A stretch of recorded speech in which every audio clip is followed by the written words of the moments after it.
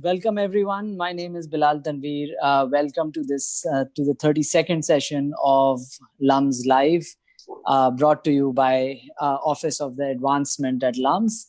I would like to thank the team at Office of Advancement for allowing us this opportunity to gather here and speak on this important subject, which actually I think does not get its due attention in regular discourse, because I think we tend to think that both literature as well as nationalism are unproblematic categories, are unproblematic things, and things that we do not necessarily have to think about critically. And I think we are very fortunate to have three scholars who are at different stages of their careers. We have ranging from some a younger scholar to a very senior scholar. So I think this is a wonderful and a rare opportunity for us to talk about this very important subject that's actually quite central to us as individuals, us as citizens, us as a collective. So I think that we will get straight into this. I will introduce very briefly our three panelists, and I will also share the structure of our discussion with you, so that you have an idea. You will have an opportunity to ask questions toward the end of the discussion.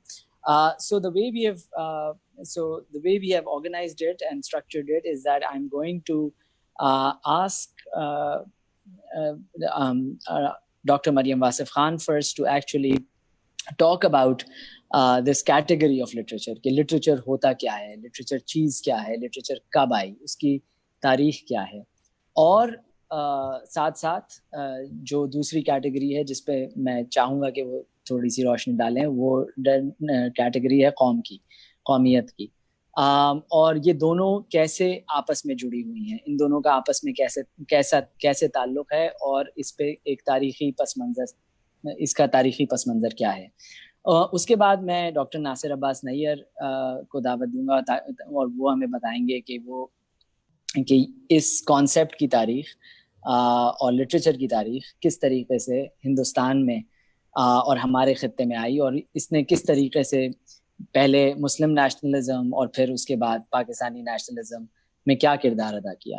और फिर नूर हबीब को मैं दावत दूंगा कि वो थोड़ी गुफ्तगू करें स्पेसिफिक राइटर्स के ऊपर, ताकि हमें ये रिलेशनशिप है इन तमाम चीज़ों की आपस में, इस पे ये हमें बेहतर तौर पे समझ आ सके.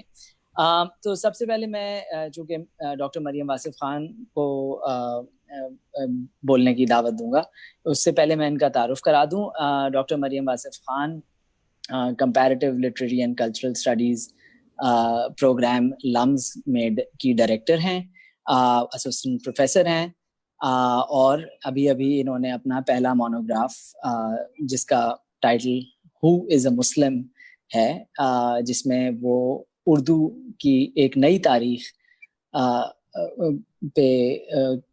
के लिए आर्ग्यू कर रही हैं. वो अपनी काम के बारे में ज़्यादा बेहतर बता सकेंगी, लेकिन ग्राउंड ब्रेकिंग वर्क है, एक नया काम है, और वो आने वाला है इंशाल्लाह चंद माह में. फोर्डम यूनिवर्सिटी प्रेस अमेरिका उसे शाया कर रही है.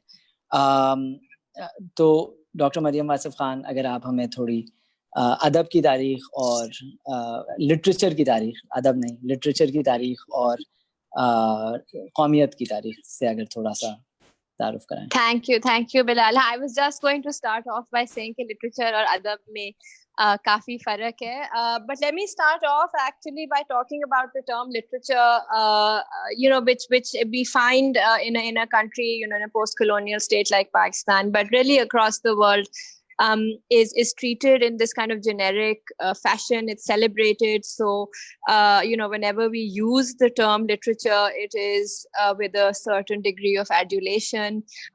We treat it like it's an organic concept, as in everybody must have a literature, or every culture has a literature, and that this term somehow represents the best of a nation. That's really how the best kind of textual production of of a national collective. That's really how we treat the term.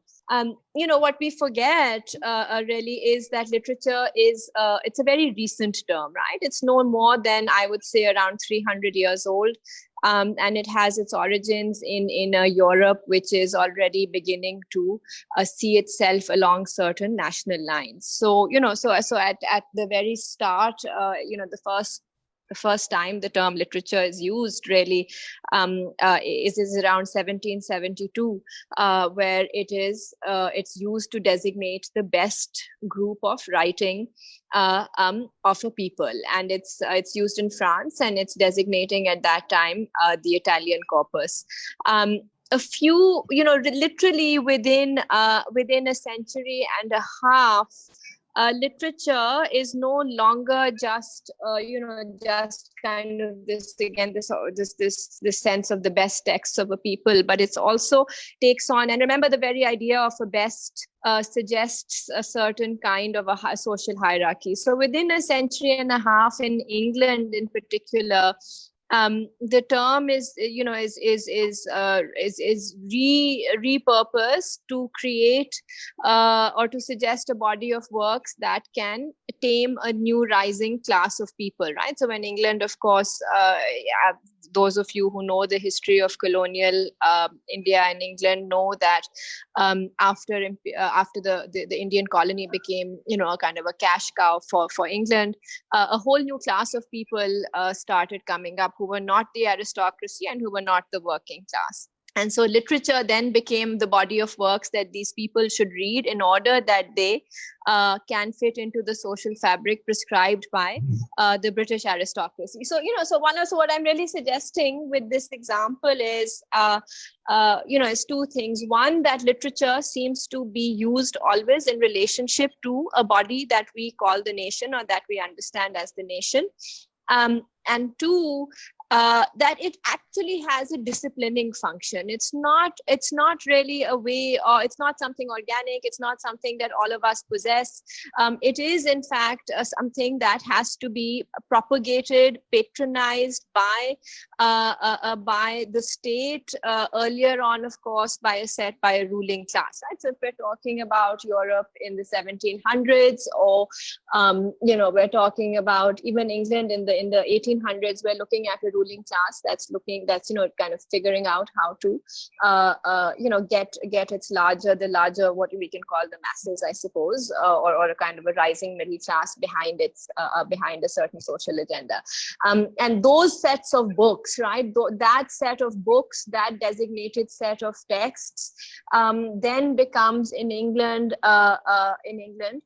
literature. And that's the really first big example of English literature that is used in schools in England, and then of course later on is exported directly to colonial India as well. Now, the relationship of literature to what we call the nation is very important, because we have to remember that the very idea of the nation is inherently a European one, right? We use Kaum is really a kind of a very modern interpretation of nation, the way we use Kaum today.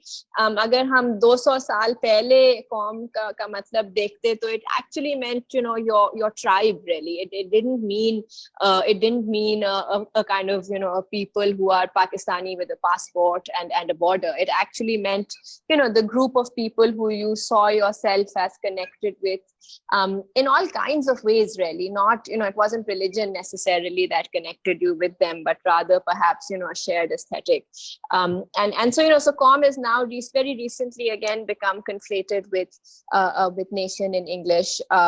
So what I really want to kind of pull out here is that literature and nation are terms that occur simultaneously in a modernizing Europe. So we're looking at around the late 1700s to the mid 1800s, and what we're seeing is a kind of a Europe that's figuring itself out in terms of France is now a separate kind of a state.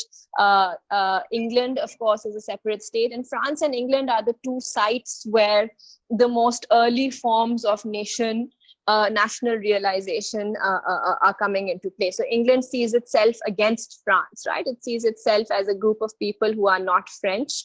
The French, of course, see themselves as a group of people who are not German. And these things, and all of this is being negotiated on the terrain of language itself. Now, of course, if this is all playing out in Europe, but what happens in India, and I think Nasir Saab and Noor will also be able to elaborate on this, and my own work also looks at this, is, once this idea is exported to the colony, it plays out in a very different way than it plays out in Europe itself. I just want to say one more thing before I stop, and I'm not sure if I've gone for 10 minutes or not, but so what, so we and Bilal started off with this by saying literature or adab. This is really the point of difference, right? That we assume, people will say, many of you will say, Hamara literature 600 saal purana hai, right? I mean, that's not true. Hamara literature, if we use the term Urdu ka ya Hindi ka, sirf 200 saal ya 300 saal purana hai. Hamara adab जो है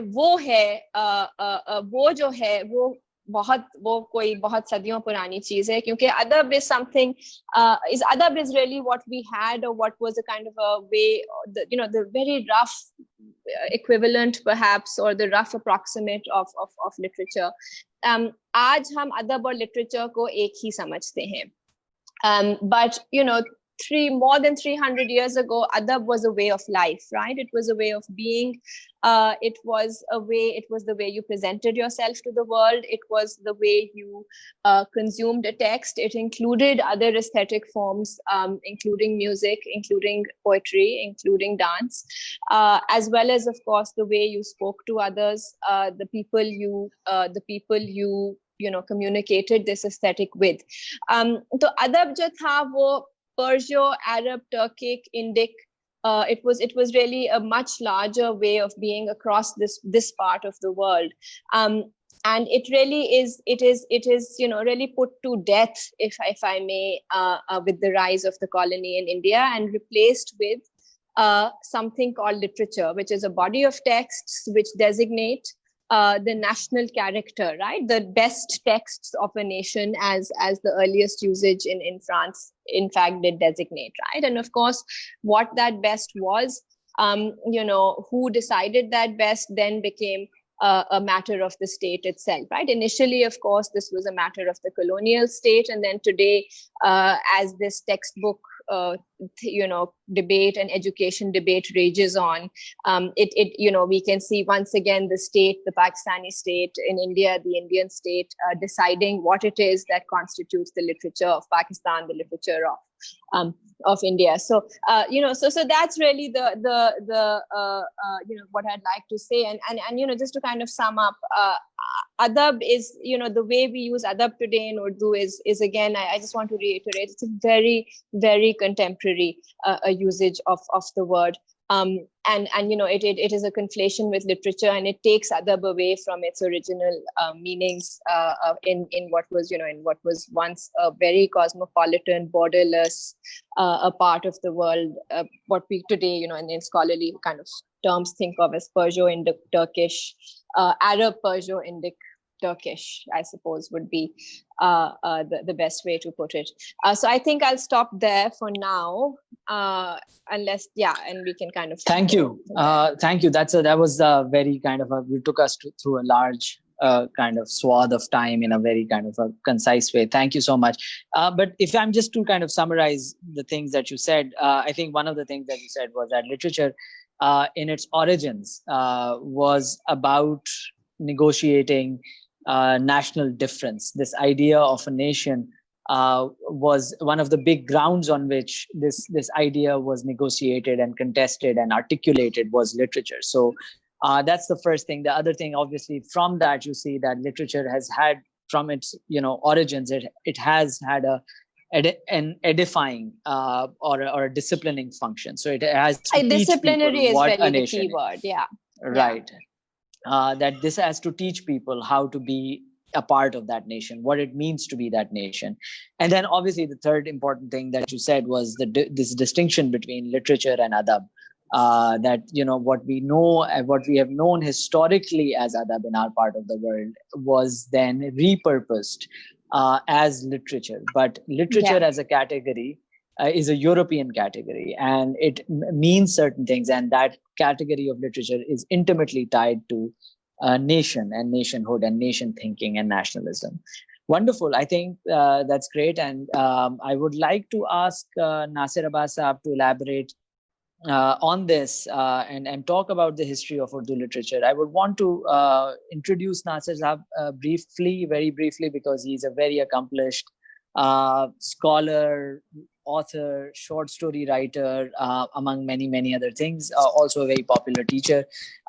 He teaches. He's associate professor at Punjab University. He teaches as adjunct faculty at LUMS. I'm not exaggerating, and I think that some people might think I'm using the word lightly, but he's written actually a path-breaking book in Urdu called Urdu Adab Ki Tashkeel-e-Jadeed, which has created, which has brought post-colonial thinking to Urdu literature in a very serious way, in a way that has now become unavoidable. So I think that's his, that's his major contribution to Urdu and Urdu studies in the present. But besides that, he's written important works on Meera Ji, on Urdu, on hermeneutics of Urdu poetry, and so on and so forth. So. And besides, he's an award-winning short story writer as well. So we are very fortunate to have Nasir Saab with us here. Nasir Saab, can you just take it over? Bismillahirrahmanirrahim. Thank you very much for inviting me to this wonderful session. Mariam ने इतनी अच्छी बातें की हैं, a difference between literature and adab, and she has unraveled the genealogy of literature and its comparison with adab. और बहुत ही उम्दा उन्होंने एक फर्क भी बयान किया है, इसकी जो हिस्टोरिकल ट्रेजेक्टरी है वो भी बयान की है. अब इसको गुफ्तगू को, जैसा कि आपने शुरू में कहा था, इस गुफ्तगू को आगे ले जाने के लिए मैं कुछ बातें अर्ज करना चाहता हूँ कि इसमें कोई शक नहीं कि आज हम जो यहाँ बैठे जो बातें कर रहे हैं और जिस अंदाज में बातें कर रहे हैं, ये इसकी हिस्टोरिकल कंस्ट्रक्शन हुई है. हत्ता कि जिन इस्तिलाहों में हम बातें कर रहे हैं, इन इस्तिलाहों की भी एक हिस्ट्री है, और इस तरह हिस्ट्री एक तरह से हमारे माइंड को और हमारे परसेप्शन को, हर चीज को गवर्न करती है. और अभी भी हम ये जो गुफ्तगू है, एक तरह से ये एक अटेम्प्ट है टू डीकोलोनाइज आवरसेल्व्स, कि हमारे जो सेल्फ की एक ओरिएंटेशन हुई है या उसकी जो तशकील हुई है, वो सारी उस कॉलोनियल पीरियड के अंदर हुई है, हम उससे नहीं जा सके आगे. अब हम जब उर्दू ज़ुबान की तरफ आते हैं कि ये जो तसव्वुर था अदब का और कौमियत का तसव्वुर उर्दू अदब में कैसे आया, तो मैं सिर्फ यहाँ तक अपनी गुफ्तगू को महदूद रखूंगा कि इसके दो हिस्से हैं. एक तो प्री कॉलोनियल पीरियड और एक कॉलोनियल पीरियड, बल्कि तीन, और तीसरा एक पोस्ट कॉलोनियल पीरियड. अब उर्दू प्री कॉलोनियल पीरियड में जो उर्दू थी, जिसको उस वक्त उर्दू नहीं कहा जाता था, इसके मुख्तलिफ नाम हुआ करते थे.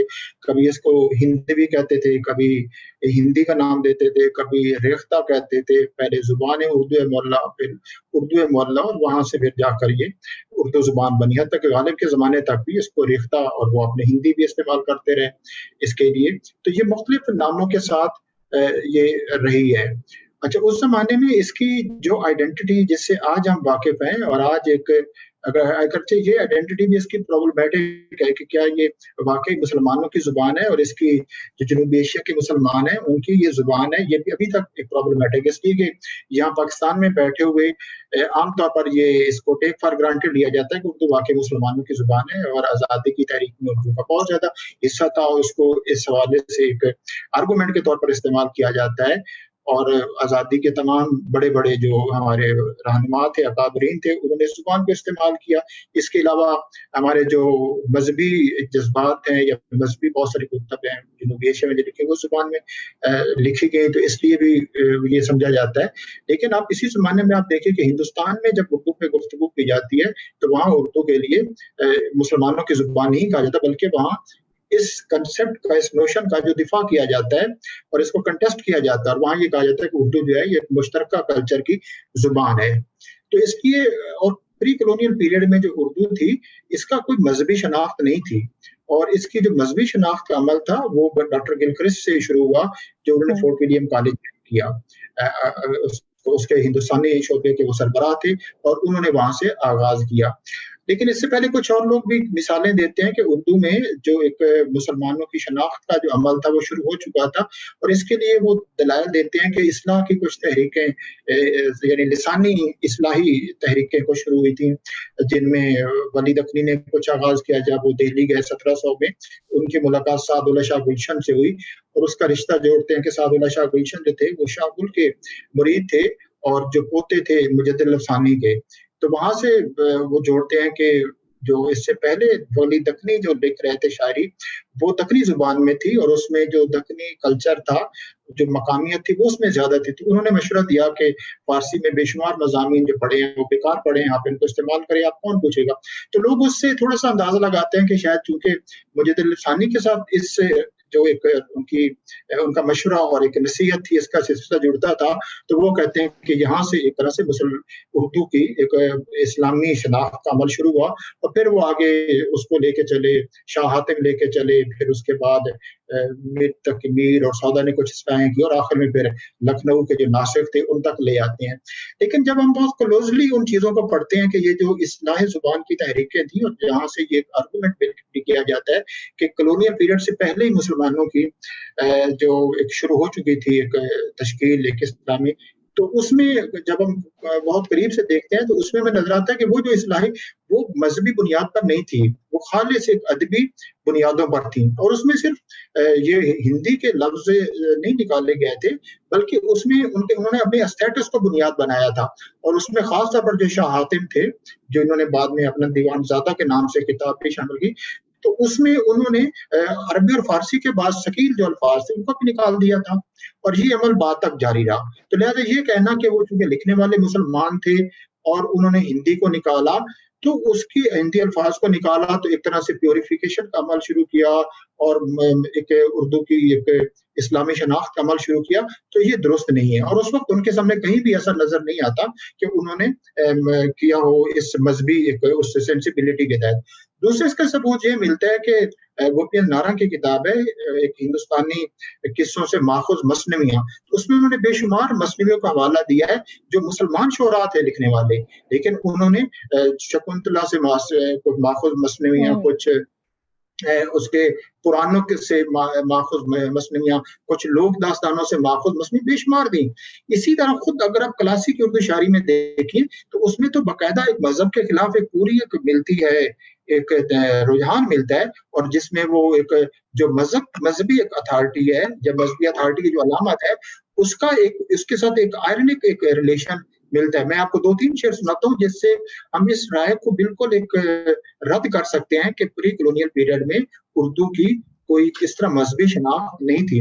مثلاً آپ دیکھیں امیر مینائی جیسا شاعر, وہ کہتا ہے کہ شیخ کہتا ہے برہمن کو, برہمن اس کو سخت, کعبہ و بت خانہ میں پتھر ہے پتھر کا جواب. یا میر کا بہت مشہور شعر ہے کہ میر کے دین و مذہب کو پوچھتے کیا ہو, ان نے تو کشکا کھینچا دیر میں بیٹھا کب کا ترک اسلام کیا. تو اس طرح ایک طرح سے وہ ان کا جو تھا ایک تکثیری جو کلچر تھا وہ اردو فروغ دے رہی تھی.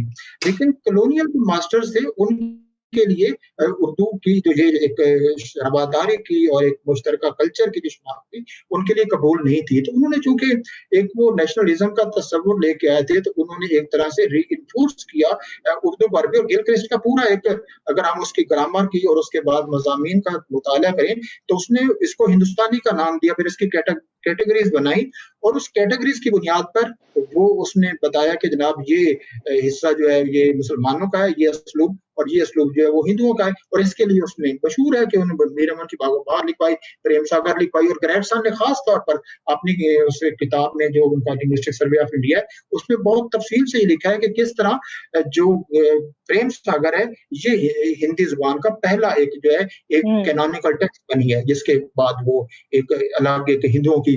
تو اس طرح اردو کی مذہبی شناخت کا آغاز جو تھا وہ بالکل کولونیل پیریڈ سے ہوا. اچھا پھر اس کے بعد جب یہ 1857 کے بعد ہم دیکھتے ہیں تو پھر مسلمانوں نے اردو کو بطور قبول کیا, اس میں کوئی شک نہیں ہے.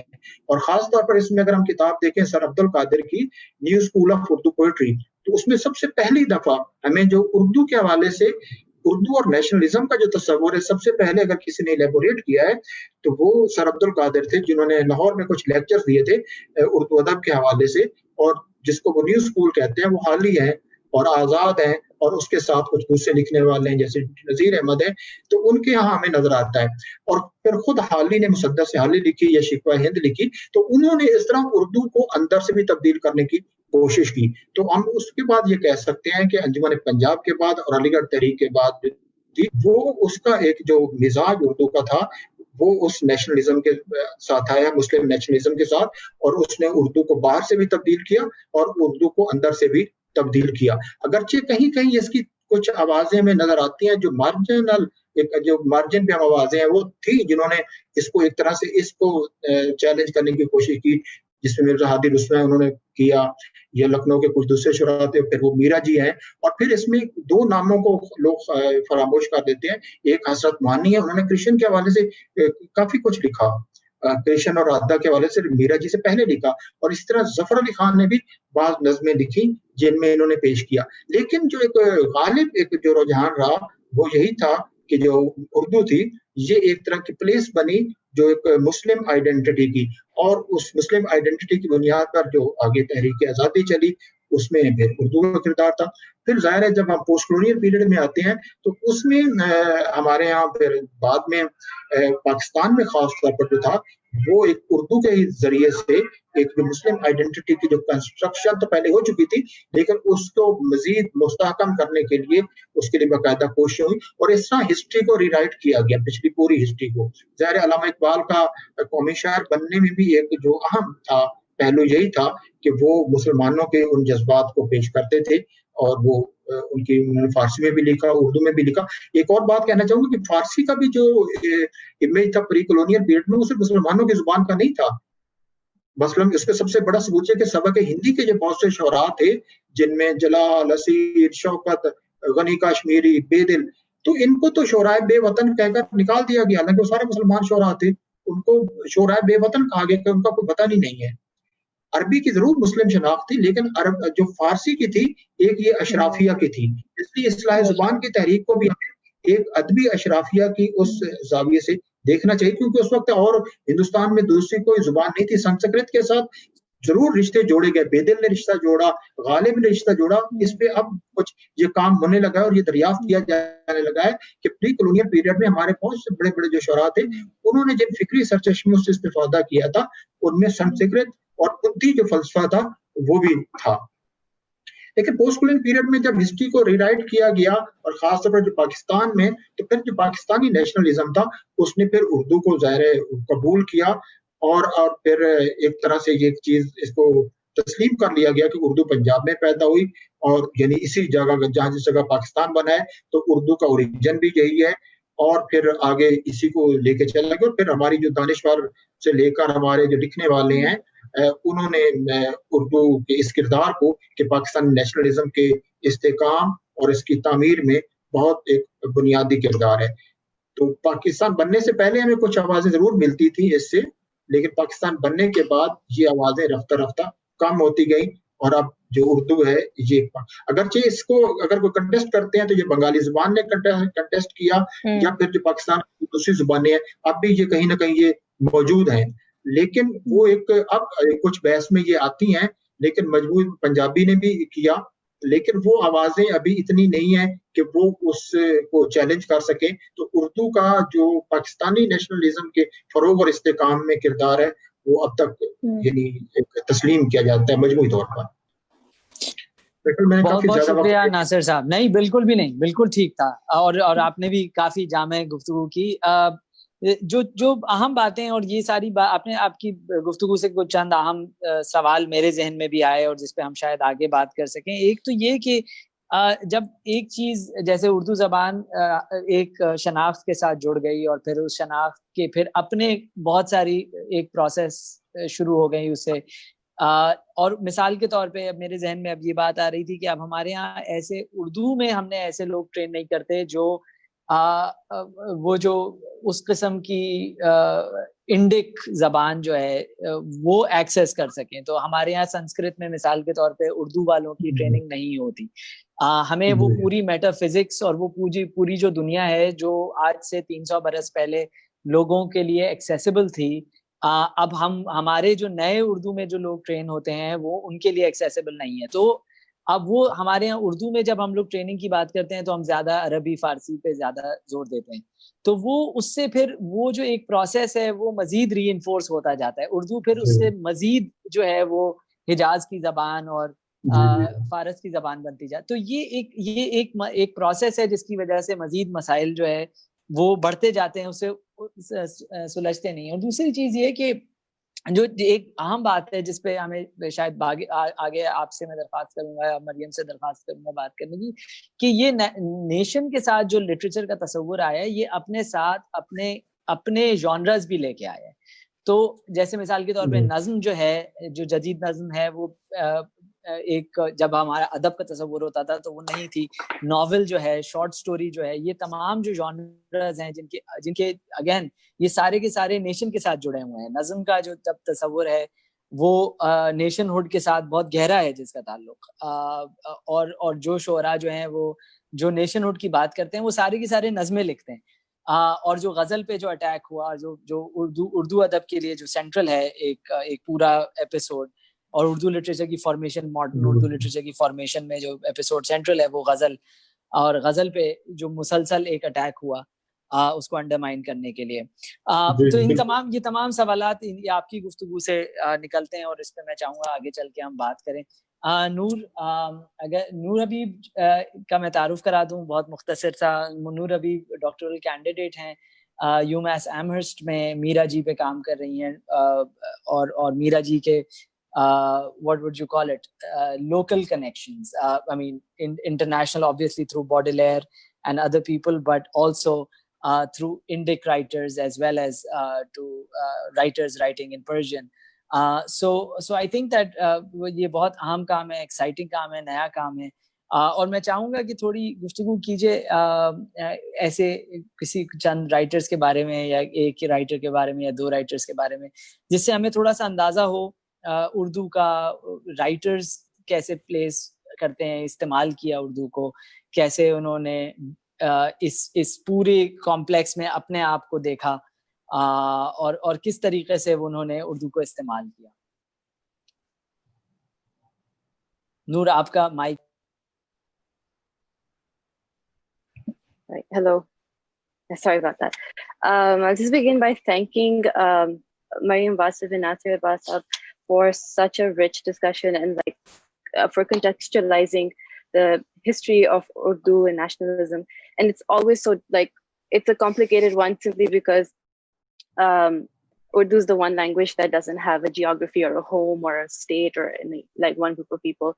So it's to trace that genealogy is it's a difficult task. And whenever any sort of literary historian has tried to do that, they've been they sort of leave it at, it was used to be variously known as different languages. It was spoken by different communities of people, and it has a sort of certain sense of rootlessness to it, a sense of deterritoriality about it. So and I think that presents a lot of opportunity, especially during the colonial era, when writers took on this task to redefine what it meant to be Muslim, South Asian person. So I think there's all that confusion, but it also presents opportunity to sort of carve out a special identity that doesn't really have a strict sense of who speaks it and where they're from. So and there was, I mean, I had something prepared, but then there's so much that I was these two talks before me have been so generative, and I was just thinking of how we can maybe pick up some strands and take them forward, perhaps. so perhaps, I mean, I was supposed to talk about dissident figures, or like figures who kind of like are operating in the colonial, post-colonial period and trying to define or negotiate the relationship with this nation. And since I work on Miraji, I think he is like an extremely fascinating figure who was a part of mainstream sort of progressive writing, the Progressive Writers Association, but he was disenchanted by it along with a lot of other people who were considered to be too kind of radical, like not really like aligning themselves with the politics of the organization of PWA, and they were too sort of self-indulgent, and they weren't really like doing anything that was utilitarian or like useful for the cause, etc. So people like him, Manto, Ismachuktai, and many others. But Miraji is particularly fascinating because he was so deeply engaged with not just the local, but also the international. And this was a time when a lot of decolonial movements were kind of looking at other decolonial movements in Asia and Africa and trying to sort of fashion for themselves a kind of decolonial aesthetics in their writing that defied the nation state as a kind of, like imposition on them. So like Mariam said also earlier, that like before there was so much more fluidity, a more sense of cosmopolitanism, a sense of, like easy, like shifting between this and that, whereas the nation state imposed on it a kind of stricter sense of identity based on, gender, caste, and other sort of like markers of identity. So and Miraji was kind of I think he was nostalgic for that time, and he liked to consider himself an Aryan before an Indian, somebody who had access to all sorts of other like traditions that were available to him through translation. So he was very much involved in the local kind of Sanskrit, Bengali, trying to translate those. Also looking further east by translating Geshaon ke Geet and the writings of the Chinese writer Li Po. And so it was east, but not even like east as in South Asia, but east as in further east as well. At the same time, he was writing and teaching himself, because he didn't he failed his matriculation exam, so he was an autodidact. He was teaching himself about the symbolist movement in France, especially enamored by Baudelaire and Stéphane Mallarmé. And he was writing, and he was fascinated by the writings of Sappho. Again, somebody who really, he did this idea of like literature to him was extremely universal. And so I wonder what his idea of the nation is, if that is like, if his idea of like literature was something that, that in order to like, I think it was so important for him to draw from all these multiple sources, not simply the ones that were prescribed by colonial education. So not simply Shakespeare or like, the regular kind of canonized figures that were made available to people who wanted to study English literature, but also like moving beyond that prescribed canon. And I think that's really sort of, that's really, really fascinating. So opening all sorts of doors. And in his own writing, we see that he resists, and something that Bilal Tanvi was saying, the form is so significant. We've been talking about literature. We've been talking about like the idea of literature, but I think it's also interesting to think about specifically what type of literature, what forms of literature were being privileged over others. So for example, the ghazal, the attack on the ghazal again was, I think, a really significant moment, and the move towards Azad Nazm, not simply Nazm, but like the doing away with Kafiya Radif, but keeping a complex meter, and then trying to articulate thoughts that were so much more kind of abstract and metaphysical within those like new forms. The short story versus the novel, which, the novel has always been celebrated as the kind of quintessential national form.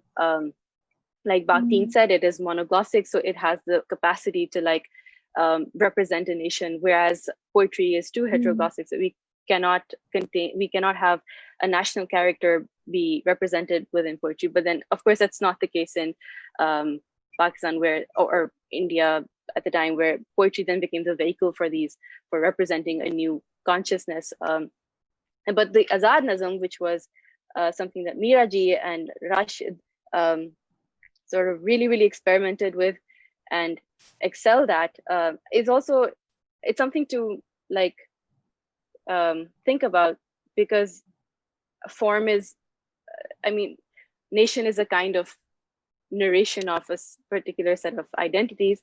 So the way you choose to narrate yourself or choose to relate your identity is so telling. And then what you choose to what kind of content you choose to represent within those like new forms is also, again, Miraji, for example, would explore themes that eventually had him ousted from the kind of mainstream like fraternity of writers, because they were too insular, too perverse, too sexual, and they did not tally with, or there wasn't any precedent for that. There weren't any like ghazal tropes that he was depending on, but rather sort of creating something like out of his very active imagination. And so that is something, it's probably one of the reasons why he is so marginal in our understanding of Urdu literature, canonical Urdu literature. So then what at the end of the day gets to represent a nation, because it's definitely not people like him, for example, who is borrowing Hindi meter and seamlessly weaving it into his Geet and his poems. The Hindi meter, which is so much more sort of like very different from the Arabic meter. And then we have him, like Nasir was saying, that there are others who have written about Radha Krishna and their poetry, but he's done so as well and extensively. He's been very like curious about this kind of shared Indic Sanskritic history. And so there's a poem called Tarakki Pasand Adab. So from the title, you would think that it's about Tarakki Pasand Adab, but it's not. It's about the retelling of Radha and Krishna as a kind of, cheeky like way to criticize the PW at the time. And other than that, there are other things that he's doing by reading so much of international literature or literature outside of what was available. There's this idea of critical discourse or critical essays that he sort of introduces into literary journals by talking about, okay, what is a poem? What is a function of literature? Why do we read? And what is a good poem versus a bad poem, or why should we read this writer? So these are things that were probably happening, but not in the style that Miraji sort of introduced and then made popular. And so for someone who is so engaged in so many different traditions and discourses, languages, of course he was accessing all of them through English or Urdu. But the fact that there's this idea of like multiplicity that we see in his writing, prose and poetry, then it then sort of makes sense that he was never until now, and I think much later on when he was sort of, I think, rediscovered after the 80s, people have realized that there's a huge corpus of his writing that never has been translated or widely read. But of course, everybody recognizes Noon Mim Rashid and Miraji as like the sort of pioneers of the Jadid Nazm, etc. But I think there was a time when he was not considered you would not think of him as a quintessential national poet, and that is precisely because he was resisting all of these ideas of hierarchy or language, singularity, the sort of restrictions of a particular form, and breaking free from all of that to sort of express something that is more abstract and more complex and more multiple. And so Nasir Saab's book, which is on Mira Ji, is taken from a line of his poetry. Usko ek shakhs samajhna to munasib hi nahi. I think it's really rings true here. It is impossible to think of him as like a single person, which I think if you tie it back to the larger question of like like literature and the nation, and is it possible for us to accept like, you know, alternative perspectives, marginal perspectives, or dissident figures within our you know, just as like as readers or as people who decide like what does it mean to be a Pakistani, what is their fate while they're alive, what kind of like position do they hold within the kind, you know, what is their literary status? So I don't know how well I'm doing on time. I think that's pretty good. Right. Yeah, so I'll just pause there.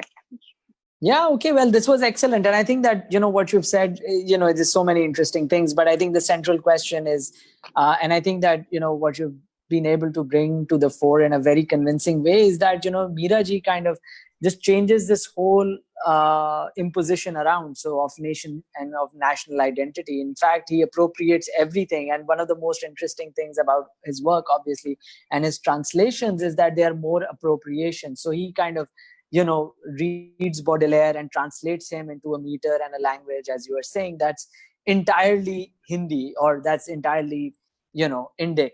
That is not you know, that's very different from what perhaps Baudelaire meant. But you know, for Mira Ji, it all opens up these kind of troves of riches that he kind of goes at without any inhibitions. And you know, he's someone who's actively resisting these identities that are imposed on him. So I think that that's wonderful, and I think that we've kind of gone over our estimation. So I mean, I would like to, you know, invite maybe a comment from all our panelists before we perhaps you know, answer a couple of questions. So I don't know, Mariam, you want to go first? Yeah, I think, you know, I really want to follow up from what Noor said, because I think, you know, really that is the essential question, right? You know, Mira Ji, I mean, and Noor, I'll kind of little bit, you know, I'll provoke you a little bit on this to really say that, you know, Mira Ji is really not our, you know, is not considered literary by the grand majority, let's say, of Pakistani readers, right? Or if he is considered literary, then he is in some sense considered immoral as well, right? Or there is something, same for Manto, for example.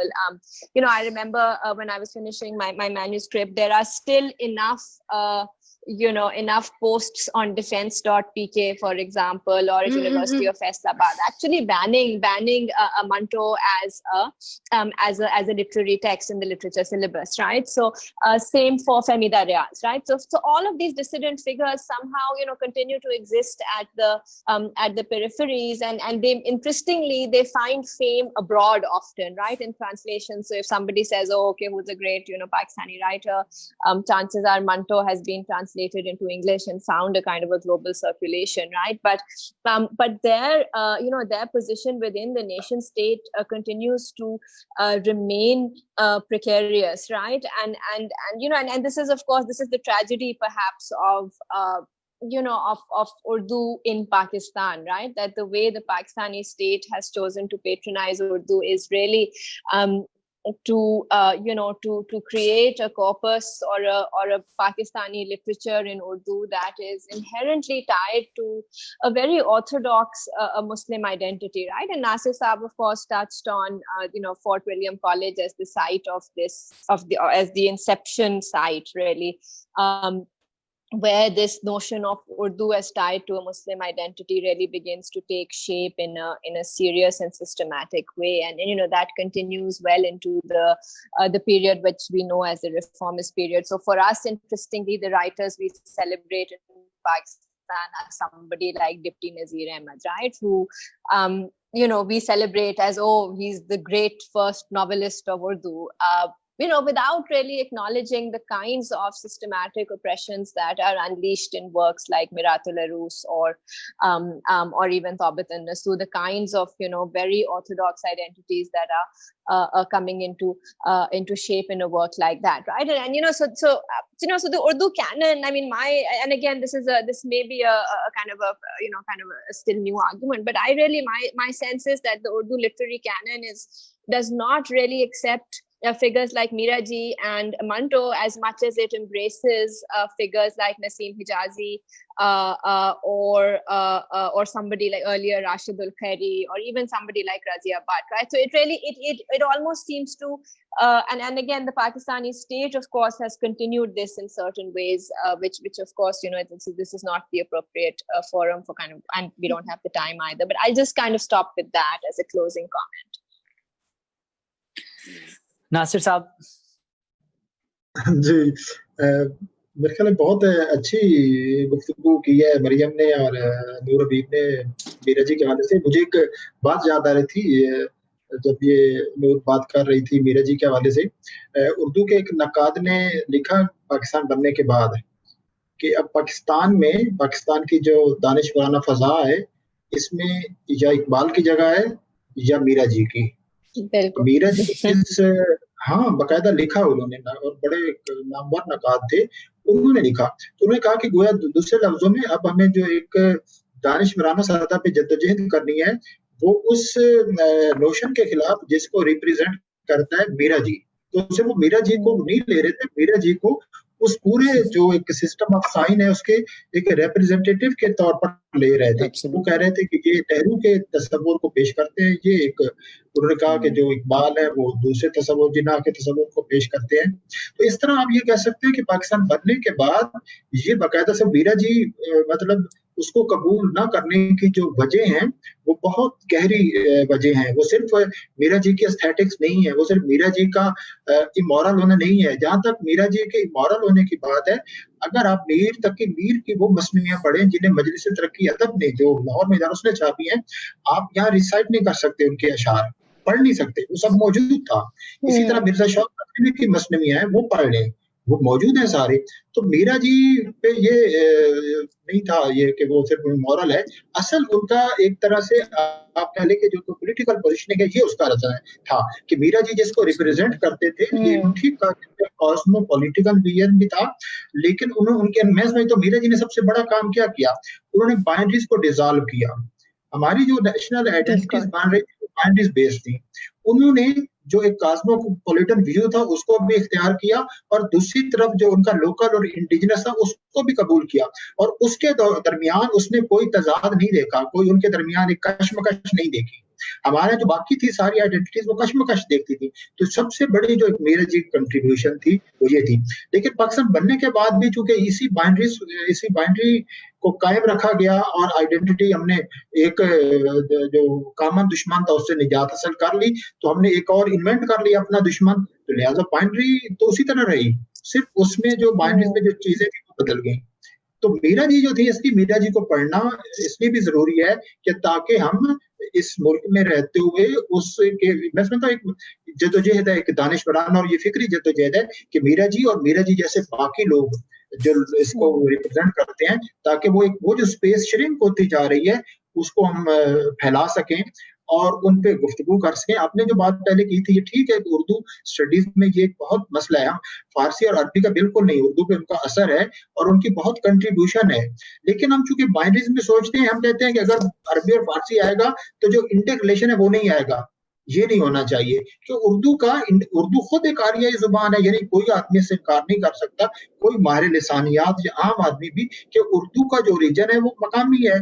Urdu की सारी जो syntax है वो सारी की सारी आरियाई है। उसमें जो हिस्सा डाला है अरबी और फारसी ने खास तौर पर ज्यादा, वो उर्दू के बाज़ अल्फाज हैं, मुहावरात हैं, उन पे असर है। ये उर्दू की बहुत सी असनाफ आई, तो ये असर तो यूरोपीय जुबानों में भी डाला है, डच ने भी डाला है, अंग्रेजी ने सबसे ज्यादा डाला है। तो हम ये तो नहीं कह सकते कि उर्दू इन जुबानों का मजमूआ है।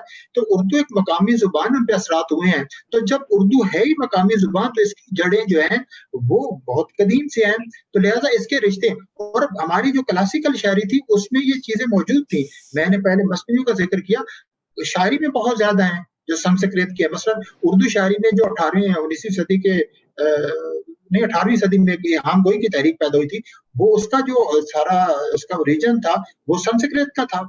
संस्कृत में ये था, अमीर खुसरो के यहाँ पहले मौजूद था और उससे पहले संस्कृत में मौजूद था. अब ये बहुत सी चीजें सामने आ रही हैं, तो सिर्फ है कि वो मौजूद हैं रिलेशन. असल चीज ये है कि उन रिलेशन को इल्मी सतह पे दरियाफ्त करना और उनको एक गुफ्तगू का मौजू बनाना.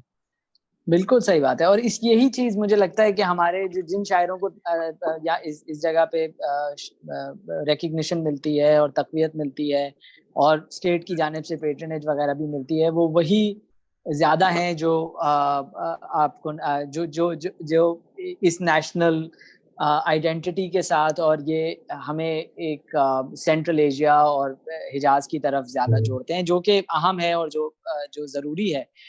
लेकिन उसके साथ साथ आप ये भी देखते हैं कि ऐसे बहुत सारे शोरा हैं जो बहुत उम्दा शोरा हैं, बहुत बड़े पाए के शोरा हैं, लेकिन उन पे ज्यादा गुफ्तगू नहीं होती. मिसाल के तौर पे शेख अयाज हैं. शेख अयाज की जो उर्दू शायरी है वो बहुत आला मयार की शायरी है, लेकिन मैंने आज तक नहीं देखा कि वो किसी उर्दू के सिलेबस में शेख अयाज की शायरी शामिल की गई हो. तो इस चूंकि उनका जो तमाम का तमाम जोर है वो भिटाई पे है, वो अमीर खुसरो पे है, वो ये इन मकामी रेफरेंसेस पे है. तो ये एक ये जो आप नजर आता है कि ये एक रुझान स्टेट की तरफ से भी और तालीमी इदारों की तरफ से भी और हमारे दानिश्वरों की तरफ से भी वो इन्हीं चीज़ों पर ज़्यादा है कि हमें उर्दू की उन पहलुओं से जोड़ा जाए जो हमें ज़्यादा मगरिब की तरफ लेके जाते हैं, ना कि जो कि मकामी है या जो मशरिकी. नूर, अगर आप कुछ कहना चाहें. What can I say? This has been a very rich conversation. Don't have to. We can move to the questions. No. I'm sure there are many Please, questions. let's move to the questions. हाँ, ठीक है, जरूर. अच्छा, तो एक सवाल दास्तानों के बारे में है. वो सवाल ये है कि can you please comment on the role of the dastans in Urdu adab and then dastan's role or lack thereof in national literature of Pakistan? देखिए, पता नहीं आपने किससे पूछा ये सवाल. जवाब नहीं, आप प्लीज, सवाल सबके लिए. देखिए, दास्तानों का तो बहुत किरदार है. मैं समझता हूँ दो ही बड़े हमारे जो एक इदारे थे अदब के प्री कॉलोनियल पीरियड में, वो एक गजल का सबसे बड़ा था इंस्टीट्यूशन और दूसरा दास्तानों का था. तो दास्तानों ने बहुत अहम किरदार अदा किया और हमारे शायरों पर भी दास्तानों का बड़ा असर है. वैसे हमारे सबसे बड़े शायर गालिब हैं. गालिब पे दास्तानों का बहुत असर था और गालिब दास्तानों को पसंद करते थे. और गालिब की शायरी में जो खुद तिलिस्म का तस्वर आया है कि उनके वो अपने जो कहते हैं कि जो लफ्ज के गालिब मेरे शायर में गंजीना मानी का तिलिस्म उसको समझिए, ये खुद तिलिस्म का जो तस्वर था और कई और शायर में भी आया, ये खुद दास्तानों से आया था. तो दास्तानों का बहुत अहम किरदार था. ये ठीक है कि उन दास्तानों में मुसलमान किरदार होते हैं और वो काफरों को मारते भी हैं, लेकिन मैं समझता हूँ कि वो एक एडवेंचर था. लेकिन उन दास्तानों के भी जो आगे पीछे ओरिजिन है वो हिंदुस्तान में भी है और हिंदुस्तान से बाहर बगदाद में, ईरान में और बाकी जगहों पे भी है. तो बाद में कॉलोनियल पीरियड में ये जरूर हुआ कि दास्तानों को महफूज ज्यादा किया गया. नवल कशोर ने खास तौर पर वो दास्तानें लिखवाई और उनकी दास्तान मीर हमजा की कुछ 46 जिल्दें वहां से छापी, उनका एक किया गया.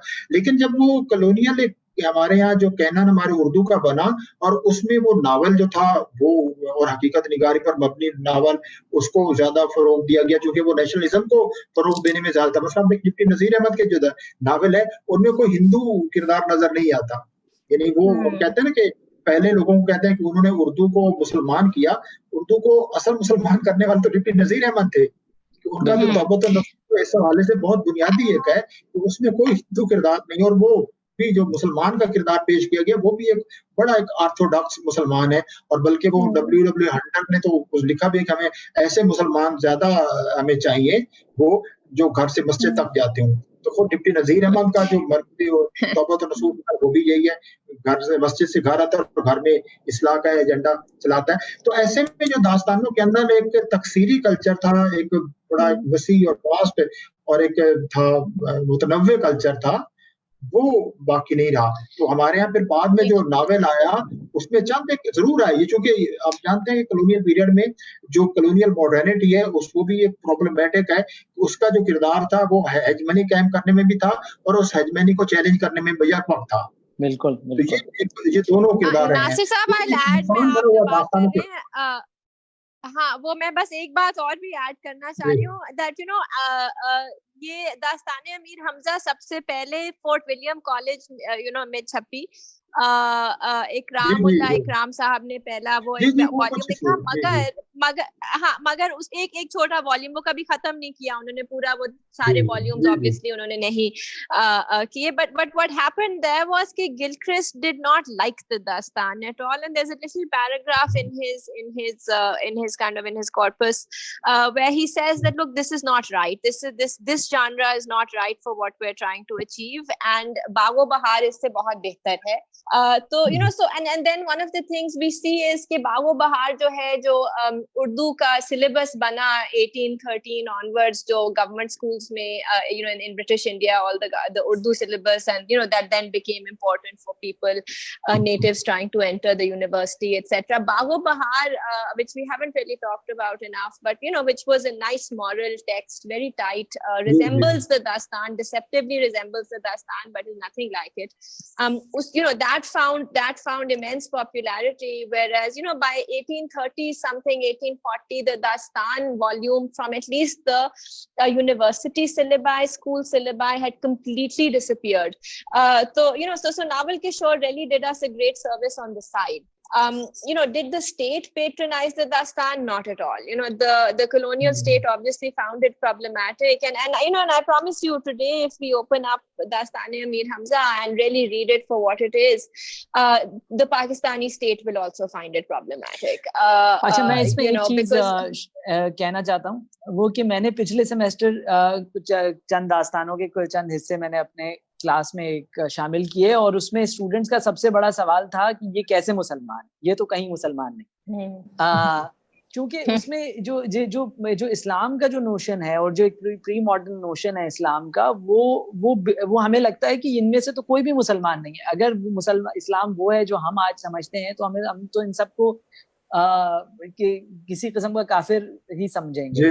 کہ مثال کے طور پہ کہ اب دانش کہ جو امیر حمزہ خود ہیں, وہ خود جو ہیں وہ سروس میں ہیں ایک زوراسٹرین بادشاہ کے, اور وہ جب اور آپ کو کوئی مطلب جو ہم اسینشیل ڈفرینسز ہم جن چیزوں کو سمجھتے ہیں, جو ہم سمجھتے ہیں لباس میں ہماری شناخت ہے, ہماری شناخت جو ہے ہماری زبان میں ہے, ہماری شناخت جو ہے ہمارے ریچولز میں ہے, وہ تمام کی تمام آپ کو نظر آتا ہے کہ ایک ہندو بادشاہ لندھور اور ایک عرب شہزادہ جو یہ حمزہ ہیں, یہ دونوں ایک جیسے ہیں بالکل. ان کی زبان بھی ویسی ہے, ان کے ریفرنسز بھی وہی ہیں, ان کی گفتگو بھی ویسے ہی ہے, اور صرف جیسے ہی وہ کلمہ پڑھتا ہے وہ جو ہے وہ بالکل وہ ساتھ بیٹھ کے, اور وہ دونوں بیٹھ کے شرابیں بھی پی رہے ہیں, وہ دونوں بیٹھ کے کئی ان کی بیگمات بھی ہیں. تو وہ جو ہے وہ ہمارے ساتھ کافی ان ایزی سیٹل کرتا ہے, اور اسی وجہ سے شاید وہ ہمارے کورسز اور ہمارے سلیبائی کا حصہ بھی نہیں ہے. تو نور آپ کچھ کہنا چاہیں گی؟ Yeah, just that we have suffered a lot at the hands of revisionist history that has like played out not simply in terms of what kind of books we read, but also what like literal history we are given in terms of the etc. So I think when I look back to the kind of prescribed poetry in syllabi, and it's very different from the available poetry from that particular period that was very, very kind of questioning and challenging of the very notion of like the nation state, and then those never really get the kind of voice or visibility as like others, for example, that are more palatable, more kind of like easy to consume. But yeah. Okay, great. Maybe ایک سوال اور ہم دیکھ لیں, اور اس کے بعد پھر ہم میرا خیال ہے ہمارا وقت ختم ہو چکا ہے. اچھا, ایک سوال مقامی زبانوں کے اوپر ہے ڈاکٹر ناصر کے لیے specifically. Could you comment on how and if Pakistani nationalism's use of Urdu led to underdevelopment of regional languages? اور ایک سوال مریم کے لیے ہے. Doctor Maryam, you talked about literature shaping national identity in Europe and this being exported to the colonies. Could you recommend some reads or scholars that have talked about this and how it played out in colonial India? جو پہلا سوال ہے بلال صاحب اردو کے حوالے سے, ایک تو ان کو اوریجنل نہیں کہنا چاہیے, وہ بھی پاکستانی زبانیں ہیں. پاکستان میں 70 سے زائد زبانیں بولی جاتی ہیں اور ان میں سے بیشتر زبانوں کو یہ بلا شبہ شکایت ہے کہ اردو سے ان کو شکایت ہے, اردو بولنے جو اردو اسٹیٹ خاص اردو جس طرح اس کو کرتی ہے اس سے ضرور شکایت ہے. لیکن میں سمجھتا ہوں پاکستان میں جو زبانوں کی صورتحال ہے وہ ایک کون کی طرح ہے. نیچے پاکستانی زبانیں ہیں, درمیان میں اردو ہے اور سب سے اوپر انگریزی ہے. تو انگریزی اگرچہ اس کی اسپیس بہت تھوڑی ہے لیکن اس کا جو انفلوئنس ہے یا اس کے پاس جو پریسٹیج ہے, جو سافٹ پاور ہے وہ سب سے زیادہ ہے. تو وہ اردو کو پریس کرتی ہے اور اردو نچلی زبانوں کو پریس کرتی ہے. تو اس طرح یہ ایک بہت ہی مشکل اس کے درمیان ریلیشن ہے. لیکن میں سمجھتا ہوں کہ اردو ان دونوں کے درمیان ایک پل کا کردار بھی ادا کرتی ہے, مطلب جو پاکستانی زبان ہے اور اوپر انگریزی کے اس کے درمیان. تو ایک تو ریاست کی پالیسی ہے, وہ تو ظاہر ہے وہ میرا خیال ہے بہت کنفیوز پالیسی. ہمیں ضرور کہنا چاہیے کہ ہندوستان نے اپنی زبانوں کا مسئلہ ایک 3 لینگویج فارمولا کے تحت طے کر دیا, اس لیے ان کی شکایت دور ہو گئی. پاکستان میں بعض قسم سے لسانیات کا ایک ادارہ بھی نہیں جو ریاست کی سطح پہ ہونا چاہیے. مثلا پاکستان میں خود زبانوں کی تحقیق کا کوئی ادارہ نہیں ہے. کہیں کہ لسانیات یونیورسٹی میں ضرور پڑھائی جاتی ہے لیکن حکومت کی سطح پہ کوئی ادارہ نہیں. میں جب اردو سائنس بورڈ میں تھا میں نے ایک جگہ تجویز کی, بہت ایک میٹنگ تھی جس میں سارے زعماء بیٹھے تھے, اکابرین بیٹھے تھے. ان سے کہا کہ آپ ایک ادارہ قائم کیجیے جو کم از کم پاکستانی زبانوں پہ تحقیق کرے تاکہ علم حاصل کرے. پھر اس کے بعد ابھی تو مجھے پتہ بھی نہیں کون سی زبان پاکستان میں کہاں بولی جاتی ہے, یہ جاننے کے لیے ہم ایک ویب سائٹ ہے ایتھنولاگ, اس کے پاس جاتے ہیں. ہمارے پاس تو کچھ نہیں ہے. تو ایک طرح سے ریاست کی یکسر اور مطلق ایک لا تعلقی ہے ان زبانوں کے بارے میں. تو یہ ایک طرح سے اس لیے ان کے جو تعلقات ہیں وہ کچھ اچھے نہیں. اور آپ نے شیخ حجاز کا ذکر کیا, اس کو بھی آپ اسی تناظر میں دیکھنے کی ضرورت ہے کہ چونکہ وہ اس کو سندھی کا شاعر سمجھا گیا اور اس نے اگر اردو شاعری بھی لکھی تو اس کو زیادہ اہمیت نہیں ملی. تو یہ ان کی شکایت بالکل بجا ہے. اور اردو کے ساتھ جو ایک قوم کا تصور تھا اس کا اثر بڑا ہے, جس کی سب سے بڑی مثال تو بنگالی تھی, لیکن اس کے بعد اب بھی یہ اثر موجود ہے. اور خاص طور پر جو بلوچی بولنے والے ہیں یا دوسری زبانیں بولنے والے ہیں ان کو یہ بالکل ایک بجا شکایت ہے اردو سے, جو دور ہونی چاہیے. ظاہر ہے وہ بالکل. مریم, the question is actually very succinct, so it's great. The most important book I can suggest on this and really set of works is that of Professor Amir Mufti. The most important one is called Forget English. I think it's called Orientalism and World Literature. So Forget English is the title, and this is published by Harvard University Press, and you'll actually find this entire history written out in this volume. I would also recommend essays by a gentleman by the name of Vinay Dharwatkar, who's at University of Wisconsin-Madison, who really again talks about the concept of literature itself, and the way that this term then plays out over the next few centuries in India, but starts off with Europe interestingly. So these are the two people I would really highly recommend both of their works. And Amir Mufti, of course, has also written extensively on Manto as well. And again, I would recommend this work to anybody really trying to understand, how fraught the term literature really is, and the kind of deep connections it has with our colonial past. Thank you so much, and thank you to all our panelists. This was really a wonderful discussion. I mean, I had a wonderful time. آپ سب کا بہت بہت شکریہ. آپ سب کا شکریہ جنہوں نے ہمارا ساتھ دیا اس ڈسکشن میں. اپنا خیال رکھیے گا. خدا حافظ. Okay, thank you. Okay. Okay.